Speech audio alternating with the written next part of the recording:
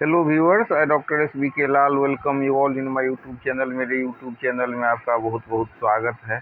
यह video school प्रबंधन समिति के अधिकार और कर्तव्य को लेकर के है।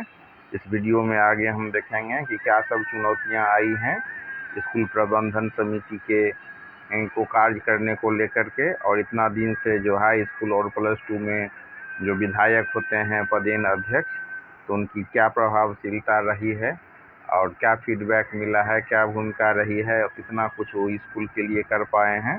इन सारे बातों पर प्रकाश डालेंगे। तो आइए वीडियो के अंत तक बने रहें और समझें कि स्कूल प्रबंधन समिति क्या होता है, इसका अधिकार और कर्तव्य क्या होता है।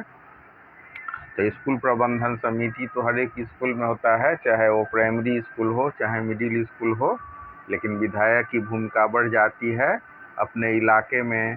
जो उनके इलाके में जो +2 स्कूल होते हैं, माध्यमिक और उच्चतर माध्यमिक, उसमें उनकी भूमिका बढ़ जाती है।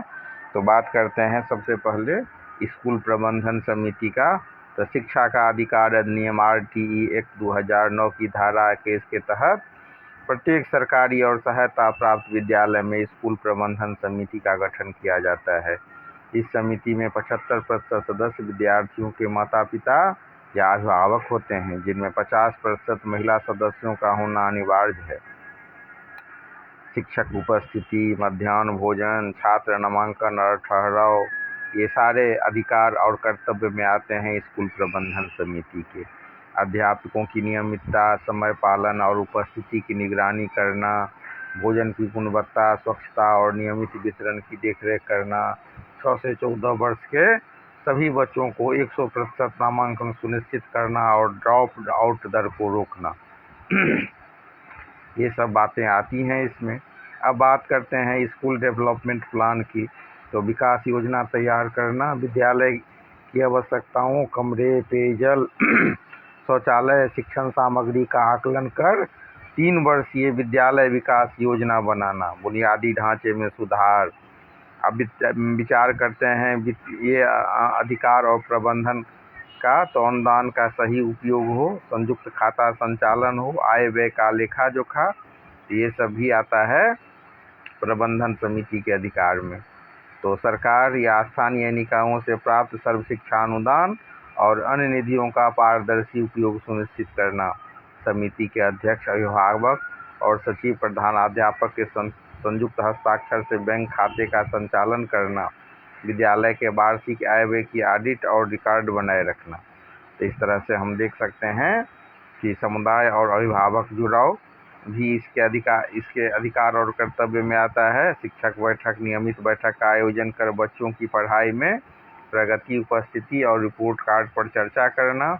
बच्चों की किसी भी प्रकार के शारीरिक या मानसिक उत्पीड़न से बचाना और निःशुल्क पाठ्य पुस्तकें और गणवेश समय पर दिलवाना।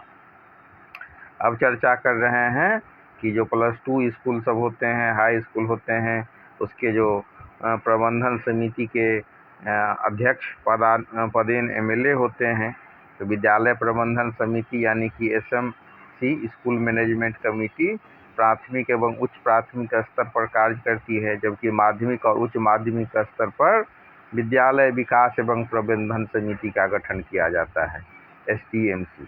तो इसमें हम देख सकते हैं कि जहाँ स्कूल प्रबंधन समिति होता है 1 से 8 तक, जिसको हम SMC कहते हैं शॉर्ट में, वहीं पर जो कक्षा 9 से 12 तक जो होता है विद्यालय, तो उसमें SDMC या SMDC का गठन किया जाता है, जिसको हम कहते हैं विद्यालय विकास एवं प्रबंधन समिति। तो प्राथमिक उच्च प्राथमिक स्तर पर जो SMC और विधायक की बात करें तो निःशुल्क एवं अनिवार्य बाल शिक्षा अधिकार अधिनियम 2009 के तहत प्राथमिक विद्यालयों की SMC में सीधे तौर पर विधायक का हस्तक्षेप या सदस्यता नहीं होती। हालांकि दोनों के बीच अप्रत्यक्ष संबंध और भूमिकाएं होती हैं।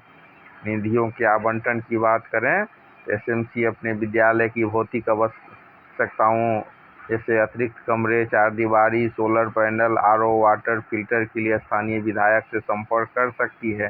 स्थानीय निकाय प्रतिनिधित्व की बात कर सकती है, जन सुनवाई और निरीक्षण कर सकते हैं विधायक। लेकिन अगर हम माध्यमिक और उच्चतर उच्चतर माध्यमिक स्तर की बात करें, जहां एसएमडीसी का गठन किया जाता है, वहां विधायक की सीधी भूमिका होती है।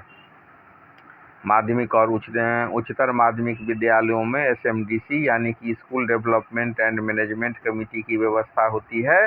इसमें विधायक की सीधी भूमिका होती है। ये कई राज्यों जैसे बिहार, राजस्थान आदि के नियमों के अनुसार क्षेत्र का विधायक या उनके द्वारा नामित प्रतिनिधि उच्च माध्यमिक विद्यालय की प्रबंध समिति के पदेन सदस्य या विशेष बैठकों या समितियों का अध्यक्ष होता है। विधायक समिति की बैठकों में शामिल होकर विद्यालय के बुनियादी ढांचे, भवन निर्माण, प्रयोगशालाओं और बड़े वित्तीय बजट के प्रस्तावों को स्वीकृति देने में मदद करते हैं। यदि विद्यालय में शिक्षकों के पद खाली हैं या कोई प्रशासनिक समस्या है, तो विधायक समिति के माध्यम से राज्य स्तर पर शिक्षा विभाग से पत्राचार कर उसका शीघ्र समाधान करते हैं। तो यहाँ पर हम देख सकते हैं कि अगर हम एसडीएमसी में भूमिका की बात करें तो विद्यालय की समस्याओं और ज़रूरतों का प्रस्ताव तैयार करना, और वहीं पर अगर विद्यालय एमएलए की बात करें तो एमएलए की भूमिका की बात करें तो प्रस्ताव के आधार पर विधायक निधि से वित्तीय सहायता स्वीकृति भी किया जा सकता है। विधानसभा या शिक्षा मंत्री के समक्ष शिक्षकों की नियुक्ति का मुद्दा उठाया जा सकता है। राज्य सरकार के बजट से नए भवन, खेल मैदान या लैब आदि स्वीकृति करवाया जा सकता है। तो विद्यालय के बुनियादी ढांचे, कमरे, पानी, पीने का पानी, शौचालय, solar panel, boundary wall, furniture के विकास के लिए विधायक निधि से बजट स्वीकृत कराने की प्रक्रिया मुख्य रूप से एसएमसी या एसडीएमसी की सिफारिश पर आधारित होती है। अब इसमें ये जानना जरूरी है कि विद्यालय का प्रकार कैसा होना चाहिए। तो सरकारी या मान्यता प्राप्त सहायता प्राप्त विद्यालय होना चाहिए। भूमि का स्वामित्व जो है विद्यालय सरकार के नाम पर दर्ज होना चाहिए।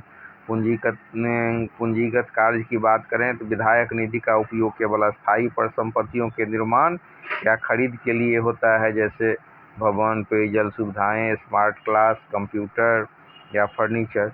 तो एसएमसी या एसडीएमसी की बैठक और प्रस्ताव पारित करने की बात करें तो विद्यालय प्रबंधन समिति या एसडीएमसी बैठक बुलाकर विद्यालय की आवश्यकता पर चर्चा करती है और एक औपचारिक प्रस्ताव पास किया जाता है।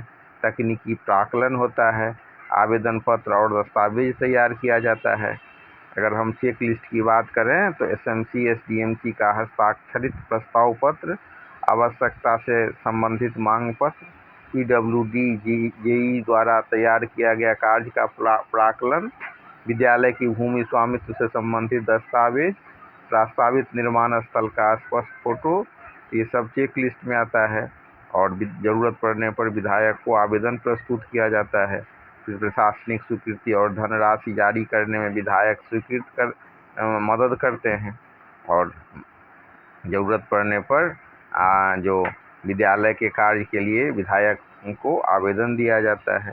तो इस तरह से बहुत महत्वपूर्ण है एसएमसी और एसडीएमसी। एसएमसी में तो डायरेक्ट विधायक का हस्तक्षेप नहीं होता है, लेकिन एसडीएमसी में डायरेक्ट एमएलए कई पदेन अध्यक्ष होते हैं या समय के अभाव में किसी को नामित कर सकते हैं और सांसद निधि से भी फंड दिलवाने में मदद कर सकते हैं।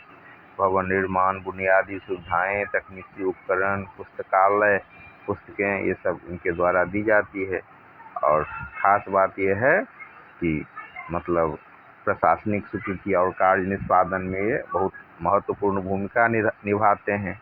विधायक जो फंड है उससे भी फंड प्रोवाइड करते हैं। त्वरित संसाधन, प्रशासनिक प्रभाव और बड़े विकास कार्य इनके प्रभाव से संपन्न हो पाता है। और कई बार ये समय निकालते हैं, लेकिन व्यवहारिक चुनौतियां होती हैं कि इनके पास समय का अभाव होता है, अभिभावकों की उपेक्षा होती है और कई बार राजनीतिक गुटबाजी का भी शिकार होता है। अब सवाल उठता है कि क्या इससे बेहतर विकल्प या कोई मॉडल हो सकता है? तो कमेंट बॉक्स में लिखें।